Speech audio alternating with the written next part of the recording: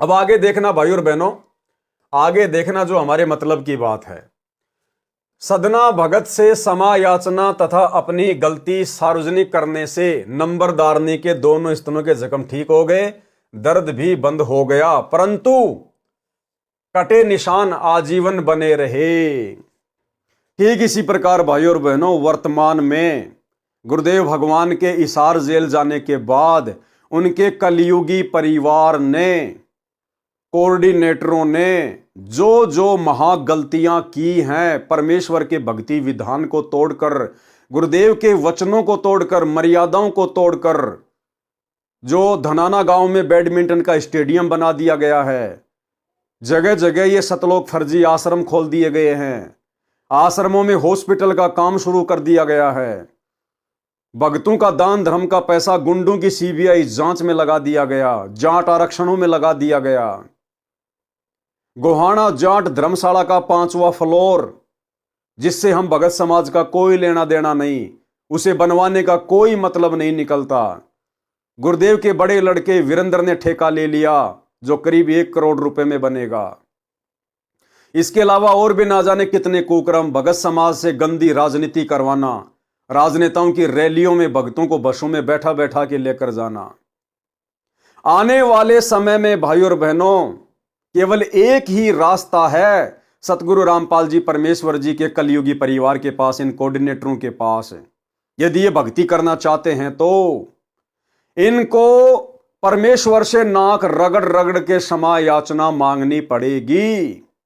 अपनी इन महागलतियों के लिए, अपने इन कुकृत्यों के लिए इनको नाक रगड़ के माफी मांगनी पड़ेगी, और इन्होंने अपनी तमाम गलतियों को सार्वजनिक करना पड़ेगा। इन्होंने भगत समाज के सामने अपनी गलतियों को सार्वजनिक करना पड़ेगा, माफी मांगनी पड़ेगी कि भाई 2014 बरवाला कांड के बाद साध संगति से जुड़े हुए सत्सेवक भाई बहनों के द्वारा इतना समझाने के बाद भी हमने जो ये बड़ी बड़ी गलतियां कर डाली हैं, गुरुदेव के ज्ञान को ना समझकर या अपनी काल प्रेरित मनमानी हरकतों के चलते हम अपनी गलतियों की कान पकड़ के क्षमा याचना करते हैं। आगे से हम ऐसी गलती नहीं करेंगे। हम बिल्कुल बेबुद्धि वाले काम कर रहे थे उस समय। तब कहीं जाकर भाई और बहनों इनके घाव भरेंगे, तब परमेश्वर इनके ऊपर दया करेंगे। जैसा कि यहां आप जी देख रहे हैं, उस नंबरदारनी ने सदना भगत के साथ में कैसा व्यवहार किया। उसके दोनों स्तन कट गए, लेकिन उसके स्तनों का जख्म उस समय भरा जब उसने सदना भगत से माफी मांगी अपनी गलती की, कि भाई मैंने इसके साथ में दुर्व्यवहार किया, इस भगत की कोई गलती नहीं थी, और अपनी गलती को सार्वजनिक किया। तब जाकर धीरे धीरे परमात्मा ने उसके स्तनों के जख्म भरे। तो इसी प्रकार ये सतलोक आश्रम मैनेजमेंट हरियाणा, इन्होंने साध संगतियां रुकवा कर, साध संगतियों में जबरदस्ती पुलिस वालों को ले जाकर या स्वयं ये लोग जाकर सत्सेवक भाई बहनों के साथ में जो मारपीट किया करते थे, जो झूठे मुकदमे लगाए इन्होंने भक्तों के ऊपर, भक्तों को जेल करवाई। इन लोगों ने आने वाले समय में अपनी गलतियों की क्षमा याचना मांगनी पड़ेगी, और जो जो गलतियां इन्होंने की है, इन्होंने भगत समाज के सामने उनको सार्वजनिक करना पड़ेगा कि भाई उस समय सत्सेवक बिल्कुल सही चल रहे थे, और हम गुरुदेव के परिवार वाले, हम ये जितने भी कोऑर्डिनेटर हैं, आश्रम संचालक हैं, हम लोग बिल्कुल बेबुद्धि वाले काम कर रहे थे। इन्होंने अपनी गलतियां सार्वजनिक करनी पड़ेंगी। दूसरी बात भाई और बहनों, एक शिक्षा हमें यह मिलती है कि इस कहानी से शिक्षा लेकर, इस नंबरदारनी की हरकत से शिक्षा लेकर आप और हम भगत भाई बहनों ने कोई भी मर्यादा तोड़ने से बचना चाहिए।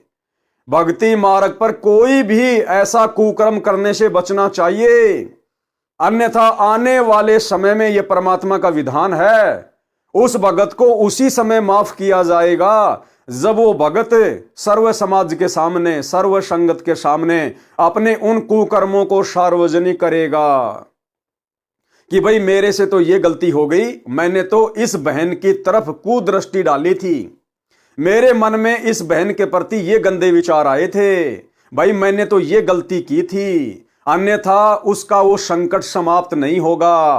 परमात्मा ऐसा विधान बना के छोड़ देंगे।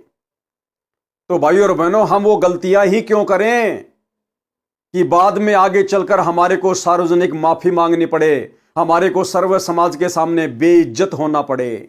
इसलिए हम सत्सेवक भगत भाई बहन कोई भी गलती करने से बचें। गलती छोटी या बड़ी नहीं होती, गलती गलती होती है। जहर का एक टपका हो चाहे जहर की बोतल हो, अगर किसी मटके में डाल दी जाए उस पानी को कोई नहीं पिएगा।